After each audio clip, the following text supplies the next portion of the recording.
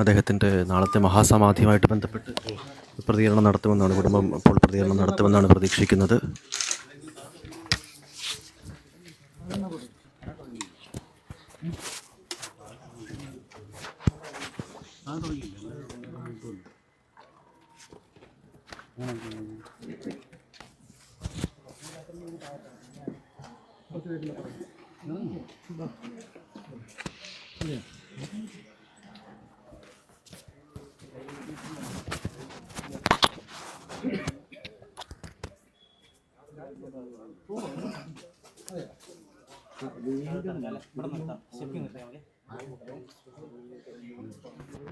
എന്തായാലും ഗോപൻ സ്വാമിയുടെ നാളെ നടത്താനിരിക്കുന്നതൊരു മഹാസമാധിയാണ് എന്നുള്ള രീതിയിലാണ് സനന്ദനും അതുപോലെ കുടുംബ വക്കീലുമൊക്കെ പ്രതികരിച്ചത്. ഇപ്പോൾ വിശദമായ ഒരു പ്രതികരണം കൂടി കുടുംബത്തിൻ്റെ ഭാഗത്ത് നിന്നുണ്ടാകുമെന്ന് പ്രതീക്ഷിക്കുന്നു. ഈ ഘട്ടത്തിൽ എന്തായാലും അദ്ദേഹത്തിൻ്റെത് ഒരു സ്വാഭാവിക മരണമാണ് എന്ന് പോസ്റ്റ്മോർട്ടത്തിലൂടെ ഈ ഘട്ടത്തിൽ തെളിഞ്ഞ സാഹചര്യത്തിൽ അദ്ദേഹത്തിനെ അവഹേളിച്ച് എല്ലാവർക്കും എതിരെ നിയമ നടപടി എടുക്കും എന്നൊക്കെയുള്ള രീതിയിലുള്ള കടുത്ത ഭാഷയിലുള്ള പരാമർശങ്ങൾ സനന്ദനൻ അടക്കം പറഞ്ഞിരുന്നു. ആ രീതിയിൽ എന്താണ് നാളത്തെ മഹാസമാധിയുടെ ഒരു തീരുമാനം എന്നുള്ളതൊക്കെ വിശദമായി തന്നെ പറയാൻ ഒരുങ്ങുകയാണ് കുടുംബം.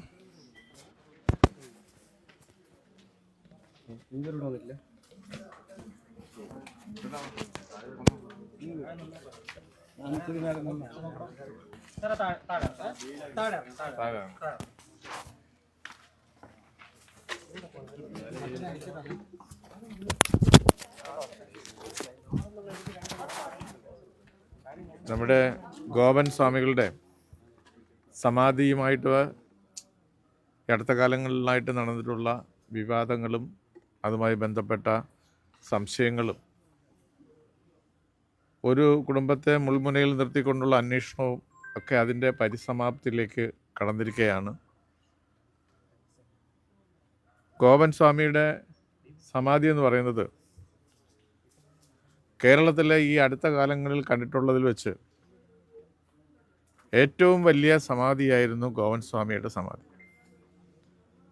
അതിന് ആർക്കും സംശയമില്ല എന്നുള്ള തരത്തിലാണ് ഇന്നത്തെ പോസ്റ്റ്മോർട്ടം റിപ്പോർട്ട് നമ്മളെ സൂചിപ്പിക്കുന്നത്. പ്രാഥമികമായിട്ടുള്ള അന്വേഷണത്തിലെ മെഡിക്കൽ വിഭാഗത്തിൻ്റെയും ആ കേസുമായി ബന്ധപ്പെട്ട് നടത്തിയിട്ടുള്ള പോലീസ് ഉദ്യോഗസ്ഥന്മാരുടെയും അഭിപ്രായത്തിലും നിഗമനത്തിലും ഈ സ്വാമിയുടെ സമാധിക്ക് അസ്വാഭാവികമായിട്ടുള്ള ഒരു വിഷയവും ഇല്ല എന്ന നിഗമനത്തിൽ എത്തിയിരിക്കുകയാണ്. നമുക്കെല്ലാവർക്കും അറിയാം, അന്തിമമായിട്ടുള്ള റിപ്പോർട്ട് കിട്ടുന്നത് 2 ആഴ്ച എടുക്കും. അപ്പോൾ ആ 2 ആഴ്ച കഴിയുമ്പോൾ ഇനി മറ്റെന്തെങ്കിലും ഉണ്ടെങ്കിൽ നമുക്കത് അങ്ങനെ എന്തെങ്കിലും സംഭവിച്ചിട്ടുണ്ടെങ്കിൽ ആ ആൾക്കാരെക്കുറിച്ച് കണ്ടെത്താനും അതിന് ഉത്തരവാദികളായിട്ടുള്ള ആൾക്കാരുടെ ഇടയിൽ അവരെ നിയമപരമായിട്ട് മുന്നിൽ കൊണ്ടുവരാനും നമുക്ക് സാധിക്കും. പക്ഷെ അങ്ങനത്തെ ഒരു തെളിവും അദ്ദേഹത്തിൻ്റെ സമാധി ബോഡിയിൽ നിന്നും ലഭിച്ചിട്ടില്ല എന്നതാണ് യാഥാർത്ഥ്യം.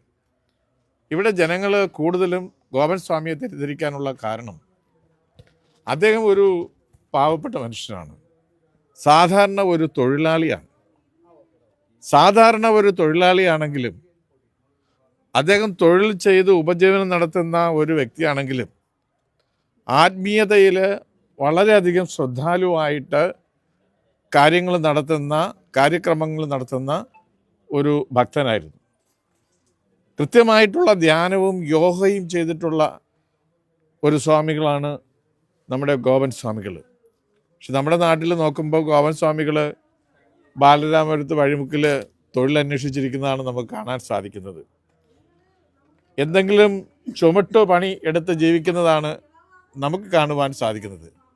പലപ്പോഴും പൊതുസമൂഹത്തിന് അദ്ദേഹത്തെ ഒരു സ്വാമിയായിട്ട് സന്യാസിയായിട്ട് കാണുവാനായിട്ട് സാധിച്ചിട്ടില്ല എന്നതാണ് യാഥാർത്ഥ്യം.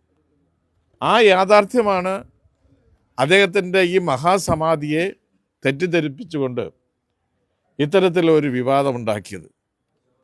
ഇനിയെങ്കിലും അതിൻ്റെ യാഥാർത്ഥ്യം മനസ്സിലാക്കിയ സ്ഥിതിക്ക് അദ്ദേഹത്തിൻ്റെ കുടുംബത്തെ, അദ്ദേഹത്തിൻ്റെ മക്കളെ, അവരെല്ലാം ആ വിവാദങ്ങളിൽ നിന്ന് ഒഴിവാക്കണം എന്നാണ് ഞങ്ങൾ സൂചിപ്പിക്കുവാനുള്ളത്.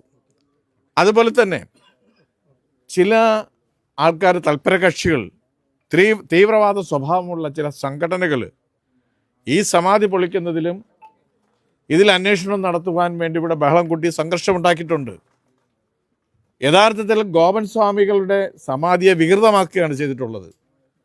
ഗോപൻ സ്വാമിയുടെ ആ സമാധിയെ വികൃതമാക്കിയ അത്തരത്തിലുള്ള ആളുകളെയും ആ സംഘടനയെയും അവർക്കെതിരായിട്ട് നിയമ നടപടികൾ എടുക്കണമെന്നാണ് സർക്കാരിനോട് ഞങ്ങൾക്ക് ആവശ്യപ്പെടുവാനുള്ളത്. എന്തായാലും നാളെ 3 മണിക്കും 4 മണിക്കും ഇടയ്ക്ക് വലിയ ഒരു സമാധിയുടെ പരിസമാപ്തി എന്നുള്ള രീതിയിൽ ഈ മഹാസമാപ്തി ഇത്രയൊക്കെ സംഭവിച്ച സ്ഥിതിക്ക് അതിൻ്റെ പരിപൂർണതയിലേക്ക് നാളെ 3 മണിക്കും 4 മണിക്കും ഇടയ്ക്ക് ഇവിടെ നടക്കും. ആചാര്യന്മാർ അതിന് നേതൃത്വം നൽകും. നിങ്ങളുടെ എല്ലാം സഹായങ്ങൾ അഭ്യർത്ഥിച്ചുകൊണ്ട് നിർത്തുന്നു. എൻ്റെ പേര് പുഞ്ചക്കരി സുരേന്ദ്രൻ. ഞാൻ അഖിലേന്ത്യാ നാടാർ അസോസിയേഷൻ്റെ ചെയർമാനാണ്.